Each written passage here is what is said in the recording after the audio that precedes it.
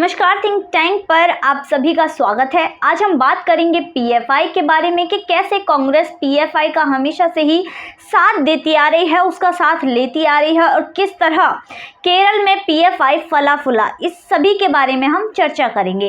तो सबसे पहले देश में जो एक नैरेटिव चलाया जा रहा है मुस्लिमों के लिए कि मुस्लिम तो बेचारे विक्टिम हैं, मुस्लिमों को भारत में परेशान किया जा रहा है, मुस्लिमों को डरा हुआ बताया जा रहा है कि मुस्लिम डरे हुए हैं, इस तरह की जो चीज़ें हैं वो भारत में चल रही हैं। जबकि असलियत ये है, जितने भी भारत में दंगे हुए हैं उसमें पीएफआई का संबंध और मुस्लिमों का ही संबंध सबसे ज़्यादा पाया जाता है। दरअसल पीएफआई का नाम जितने भी दंगे होते हैं उन सभी में होता है, जिसके बाद इतने एनआईए के पास सबूत इकट्ठे हो गए कि वह उस पर धावा बोलने के लिए, यानी कि पीएफआई पर उन्होंने धावा बोलने के लिए, इन्वेस्टिगेशन के लिए पूरी प्लानिंग की। बहुत दिनों से एनआईए प्लानिंग कर रहा था, जिसके बाद एक दर्जन से ज़्यादा राज्यों में एनआईए ने पीएफआई के जो दफ्तर थे, पीएफआई के जो लोग थे, उन पर धरना बोल दिया, यानी कि उनके पास इन्वेस्टिगेशन के लिए पहुंच गए, उनके जो इंक्वायरी थी उसके लिए पहुंच गए, छापेमारी के लिए पहुंच गए, जिसके बाद 100 से ज़्यादा अधिक पीएफआई के सदस्यों को गिरफ्तार कर लिया गया। इतने सबूत एनआईए के पास इकट्ठे हो गए।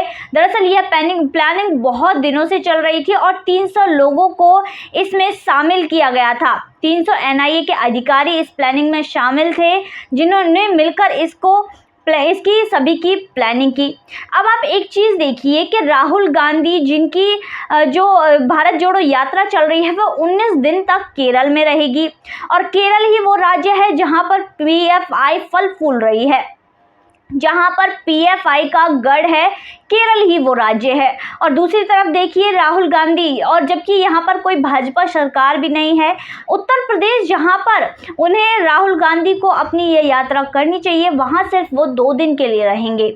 वहीं दूसरी तरफ बहुत से ऐसी चीज़ें हैं जो इससे सामने आ रही हैं। दरअसल राहुल गांधी पीएफआई के सदस्यों से लिंक रखकर खुद को देशद्रोही बता रहे हैं और देशद्रोही के साथ साथ लोग तो ऐसा मानेंगे ही कि राहुल गांधी पीएफआई के समर्थन करते हैं तो भारत का तो क्या ही समर्थन करेंगे, क्योंकि हाथरस कांड आपको याद होगा तो वहां पर जो पीएफआई से जुड़ा हुआ व्यक्ति था सिद्दीकी कप्पन, उससे जाकर राहुल गांधी मिले और उसकी आर्थिक मदद की भी उन्होंने उसको बोला। इसके अलावा भारत जोड़ो यात्रा का पहला दिन और उस पादरी से राहुल गांधी मिले जो कि भारत विरोधी व्यक्ति से लिंक रखता है और भारत में विरोध के लिए बहुत सी ऐसी चीज़ें बोल चुका है जो कि सभी के सामने है। फिर भी राहुल गांधी उससे मिलते हैं, हंसकर बात करते हैं, खिलखिलाते हैं, इस तरह का काम राहुल गांधी करते हैं।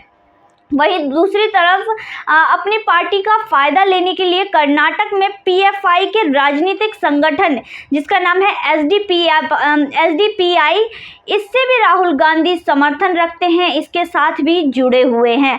वहीं दूसरी तरफ जो चीज़ें हैं वो सामने आई है 2007 में जो यूपीए की सरकार थी, एक जो स्टोरी है जो कि सत्य है, जो 2007 में यूपीए की सरकार थी तो उपराष्ट्रपति जो थे हामिद अंसारी, वो खुद पीएफआई के एक सम्मेलन में गए थे, पीएफआई के एक कार्यक्रम में गए थे जो कि केरल में ही हुआ था, उनके मेन दफ्तर पर हुआ था, वहां पर हामिद अंसारी पहुंचे थे।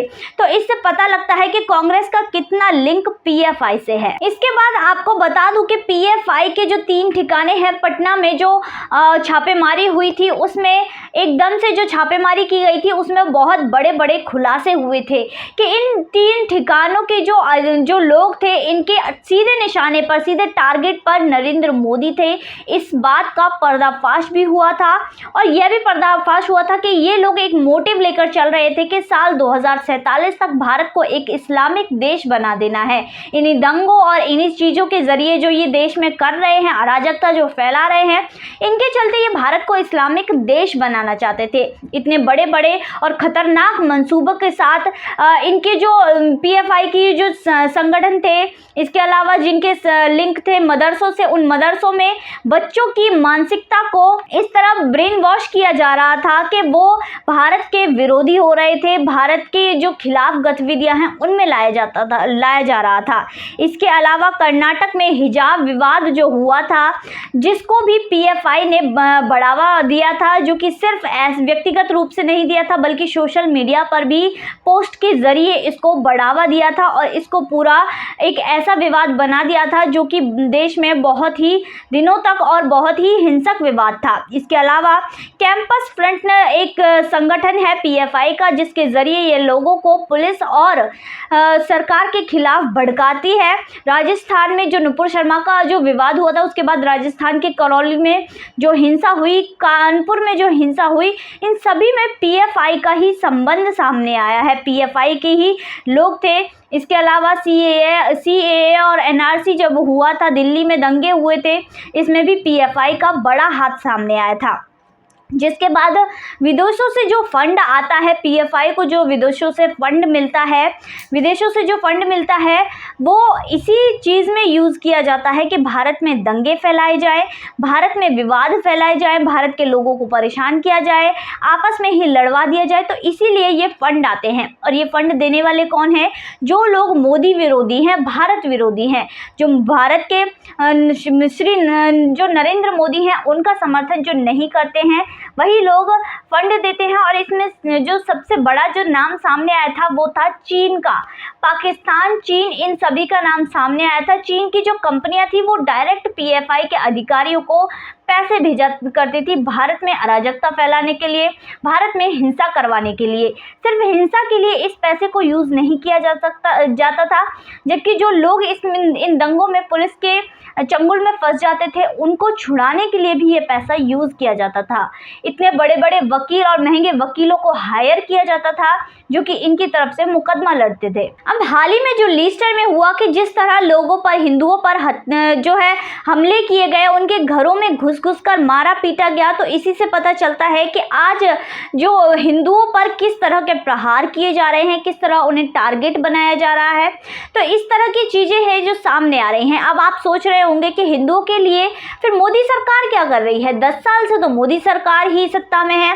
पर आपको बता दें कि जो चीज़ें अब जो गड़े मुर्दे हैं वो उखड़ रहे हैं, अब पता लग रहा है कि किस तरह इन लोगों ने 70 साल से हमारे देश को चलाया था। अब मोदी जी के राज में वो किस तरह अब कार्यवाही कर रहे हैं और इनको सुधारने की कोशिश कर रहे हैं।